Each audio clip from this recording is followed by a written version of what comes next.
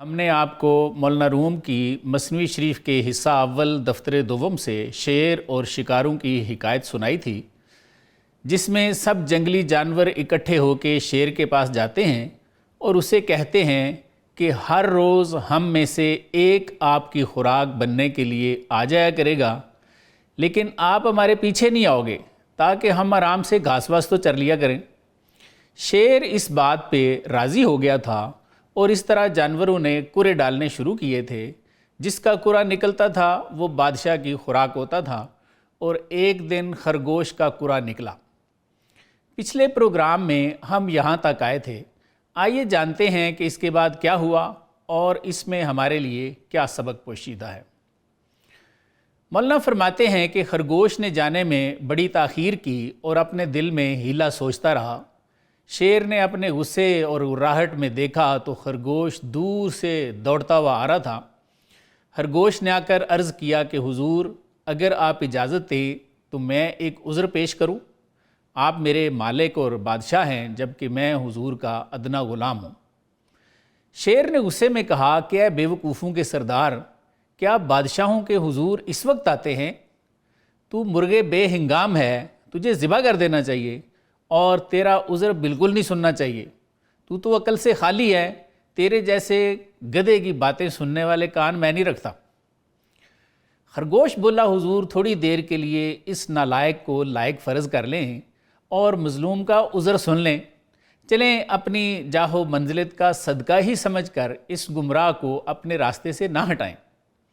وہ دریا جو ہر نہر کو پانی دیتا ہے، وہ ہر تنکے کو اپنی دریا دلی سے سر اور منہ پر رکھتا ہے۔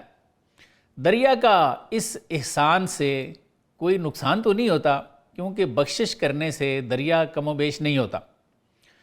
خرگوش نے اپنی بات جاری رکھی کہ میں نے ایک پہر دن چڑھے کے قریب راہ لی اور اپنے ایک رفیق کے ساتھ حضور کی طرف آنے لگا۔ اچانک ایک شیر نے راستے میں ہم دونوں کا قصد کیا۔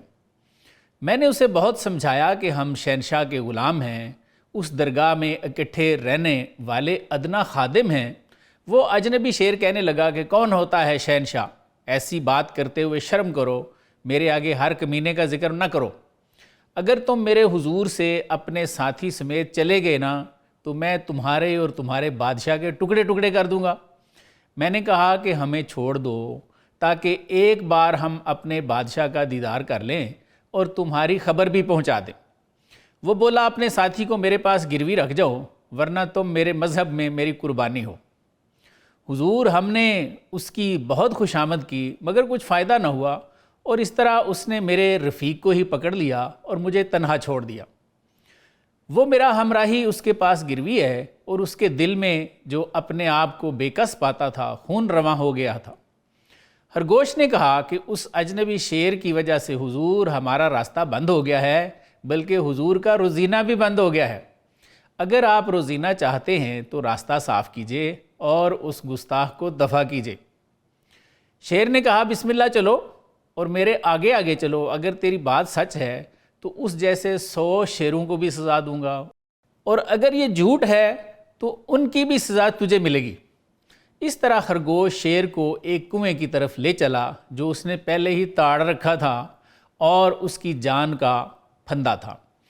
جب کنویں کے قریب پہنچے تو خرگوش راستے میں ٹھہر گیا۔ شیر نے اس سے کہا کہ قدم کیوں پیچھے ہٹا لیا بھائی؟ پاؤں پیچھے نہ ہٹا بلکہ آگے آگے چلتا جا۔ خرگوش نے کہا کہ حضور، ڈر کے مارے میرے پاؤں پھول گئے ہیں اور میری جان کانپ گئی ہے۔ آپ میرے چہرے کا رنگ نہیں دیکھ رہے جو سونے کی طرح زرد ہو گیا ہے؟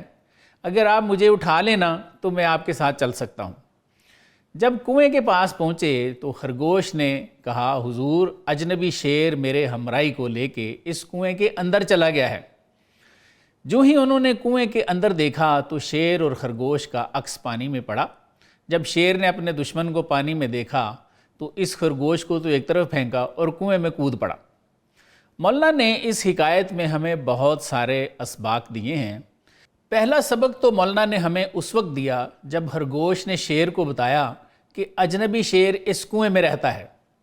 مولانا وہاں 2 کلام لکھتے ہیں، فرماتے ہیں، کارچا بگزید ہر کے ہوا کے لست، فرماتے ہیں جو عقل مند ہے نا انہوں نے کنویں یعنی کنج تنہائی میں اقامت اختیار کر لی ہے۔ زاں کے در خلوت صفا ہائے دل است، مولانا فرماتے ہیں اس لیے کہ تنہائی میں دل کو صفائیاں حاصل ہوتی ہیں۔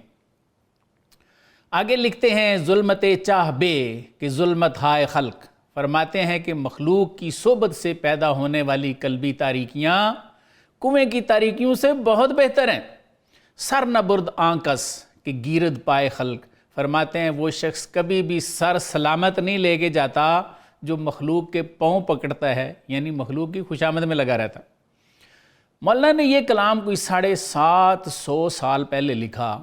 اس سے حضور صلی اللہ علیہ وآلہ وسلم کا غار حرا میں جانا بھی سمجھ آتا ہے، اور آپ کا یہ کلام اس زمانے میں تو بہت ہی اچھی طرح سمجھ آنے لگا ہے، جس کو بخاری نے روایت کیا ہے کہ حضور صلی اللہ علیہ وآلہ وسلم نے فرمایا کہ عنقریب وہ زمانہ آنے والا ہے کہ مسلمان کا سب سے اچھا مال اس کی بکریاں ہوں گی، جن کو وہ صبح پہاڑوں اور وادیوں میں چرانے کے لیے لے جائے گا اور شام کو واپس آئے گا، اور وہ لوگوں سے اپنا ایمان بچا لے گا۔